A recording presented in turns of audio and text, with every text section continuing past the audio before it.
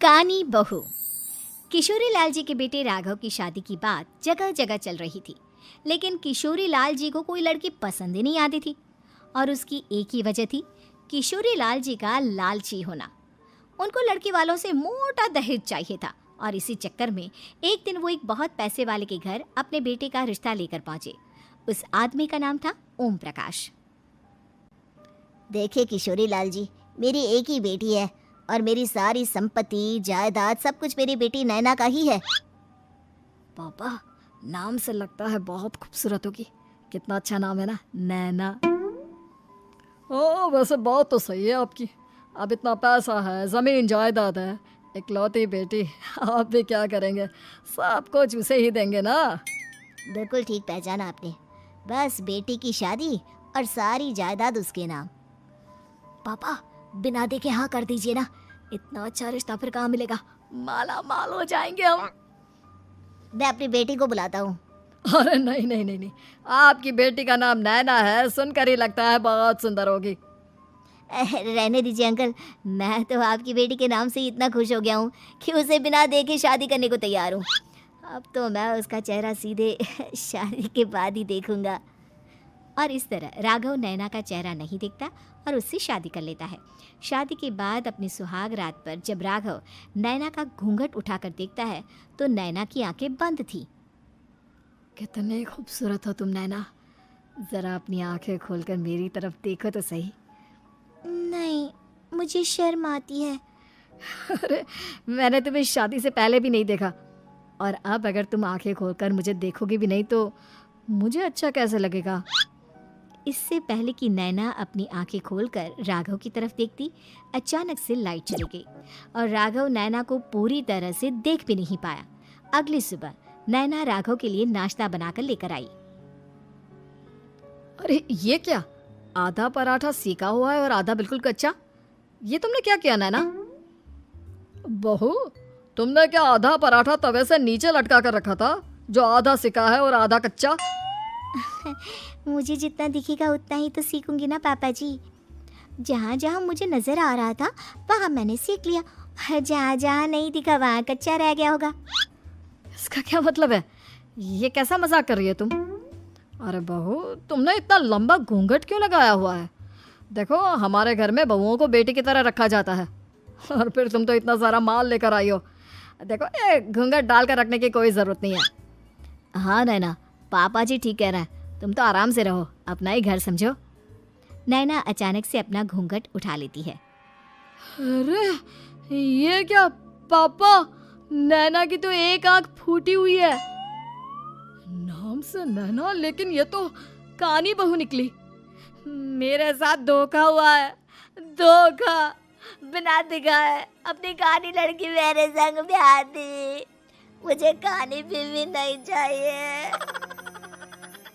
मुझे अभी ओम प्रकाश जी से बात करनी पड़ेगी।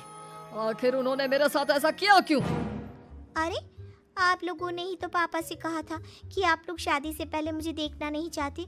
अब मेरे पापा पर क्यों इल्जाम लगा रहे हैं? अरे लेकिन उन्हें बताना तो चाहिए था ना कि तुम कानी हो, एक आंख से तुम्हें दिखाई नहीं देता।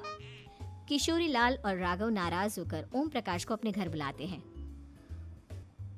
पापा जी, ये आपने क्या किया? शादी से पहले बताया क्यों नहीं कि नैना की आंखों में परेशानी है? अरे, आप ही ने तो लड़की देखने से मना कर दिया था। और लेकिन आप बता तो सकते थे। आपको तो हमारी बेटी की प्रॉपर्टी चाहिए थी, वो भी पूरी की पूरी।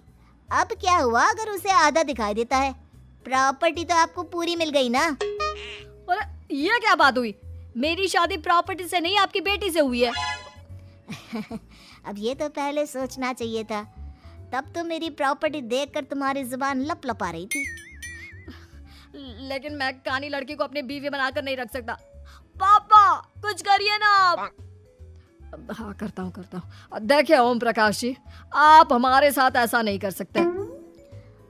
और तुम देखो, अगर तुमने मेरी बेटी से शादी तोड़ी ना, तो जो भी प्रॉपर्टी मैंने तुम्हें दी है वो तो पूरी की पूरी वापस ले ही लूंगा, और आधी प्रॉपर्टी तुम्हारी भी लूंगा। अरे, मेरी आधी प्रॉपर्टी भला क्यों लेंगे आप? इसलिए क्योंकि मेरी बेटी को आधा नजर आता है और उसकी नजर अभी तक तुम्हारी आधी जायदाद पर ही पड़ी है। अब तुम उसे घर से निकालोगे तो कुछ तो लेकर जाएगी ना। और अगर हम आपकी बेटी को अपने घर की बहू बनाकर रखे तो? तो तुम्हारी पूरी प्रॉपर्टी तुम्हारी ही रहेगी, और जो मैंने तुम्हें दिया है ना उसमें से बस मैं आधा लेकर जाऊंगा। अरे लेकिन अब आप अपनी दी हुई प्रॉपर्टी में से आधी वापस क्यों लेकर जाएंगे? अगर मैं आपकी बेटी को अपनी पत्नी बनाकर रखने को तैयार हूँ तो?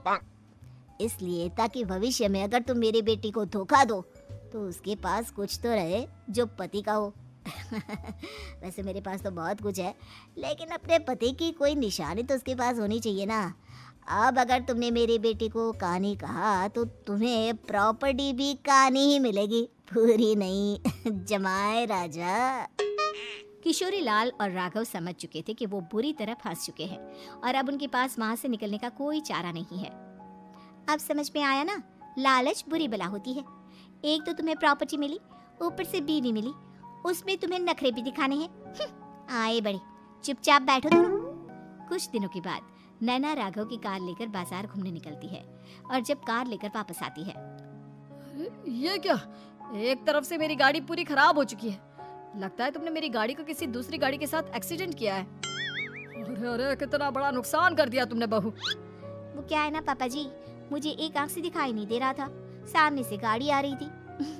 मुझे तो सिर्फ आधा ही दिखाई दिया और वो गाड़ी मेरी कार से रगड़ते हुए निकल गई। अब मैं क्या करूं बताओ? आप इसे ठीक कराने के पैसे कौन देगा? तुम्हारे पापा। तुमने मुझसे इस तरह से बात की? अभी रुको। नैना राघव की शिकायत ओम प्रकाश को कर देती है। देखो राघव, अब जो मेरी आधी प्रॉपर्टी तुम्हारे पास थी ना उसमें से आधी और मैं लेकर जाऊंगा, क्योंकि तुमने मेरी बेटी को डांटा। अरे नहीं नहीं पापा जी, गलती हो गई, माफ कर दो। गलती की तो कोई गुंजाइश ही नहीं। अगली बार मेरी बेटी को डांटा तो बची हुई आधी में से आधी और ले जाऊंगा। लालच के चक्कर में हम दोनों ने बहुत बड़ी गलती कर दी बेटा। एक तो तुम्हें कानी बहू मिली और ऊपर से जो माल मिला वो भी काना।